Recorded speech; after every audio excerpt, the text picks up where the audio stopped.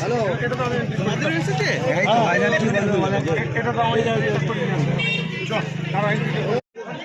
উপরে উঠে গেছে।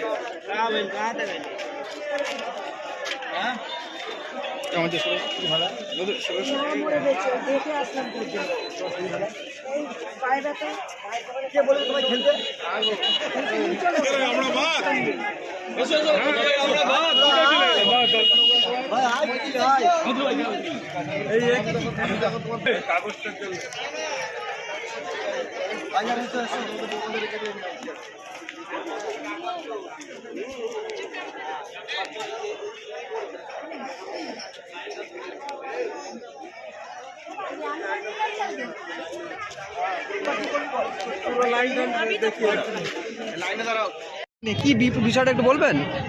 বিষয়টা হচ্ছে, দেখো সত্যি কথা বলতে আমরা 7 ভাই 3 বোন, তো এরা এখনো বিশ্বাস করতে পারছে না যে আমরা এতগুলো ভাই একসঙ্গে থাকি বা পান্ডুয়ার বাসিন্দা, সেটা এরা কোনো মতে মেনে নিতে পারছে না। সব থেকে বড় জিনিস, মানে জাতীয় দলের হয়ে ধরো না করেও সিনিয়র জুনিয়র মিলিয়ে 100টার উপরে আমরা ম্যাচ খেলেছি, জাতীয় দলের ক্যাপ্টেনশিপ করেছি, সেখানে আমাকে হেয়ারিং করা হচ্ছে, আমাকে এসআইআরে ডাকা হচ্ছে। অবশ্যই ডাকবে, নিশ্চয়ই ডাকবে, আমি সবসময় ছাড় দেবো। এগুলো হেনস্থা নয় আমার মনে হয়। এগুলো কি আম পাবলিককে দেখো কীরকমভাবে বয়স্ক মানুষদেরকে, যাদের 94, আমার বাবার 94, অনেকে আছে এরকম 90-এর ওপরে বয়স, তাদেরকে হ্যারাসমেন্ট করা হচ্ছে। এগুলো মানা যায় না। না, বাবা আমার অসুস্থ, তারপরে আমাকে ডেকেছে, আমি আবার কলকাতা থেকে এখানে ছুটে এসেছি আজকে।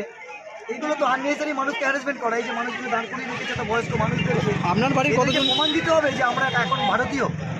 তাহলে আমার যা আমি পেয়েছি ভারতীয় দলে যখন খেলেছি, তাহলে সেগুলো ফেরত দিয়ে নিই। সব কিছুর তো একটা লিমিট আছে। কতজনকে ডেকেছে আপনার বাড়ি? আমার বাড়ি সবাইকে, অলমোস্ট ফুল ফ্যামিলিকে ডেকেছে, প্লাস আমার কুস্তি যারা সবাইকে ডেকেছে। এদের কাজই হচ্ছে মানুষকে পারেশানি করা, জেনে শুনে এগুলো করা হয়। কি কারণটা বলছে? কি কারণ? কি নাম দেখবে, নাম ঠিক আছে কিনা, আমি এখানকার বাসিন্দা কিনা, কেন ওরা জানে না যে মানুষটাকে ডাকি, যে মানুষটাকে সার্চ করে দেখি বা কে ব্যক্তিটাকে। এগুলো তো খুব আমার সব থেকে খারাপ লাগছে। আমি জানি না এই আমরা অমিত শাহ বলি কি নরেন্দ্র মোদী বলি বা গণেশ কুমারকে বলি, ভারতীয় যদি তুমি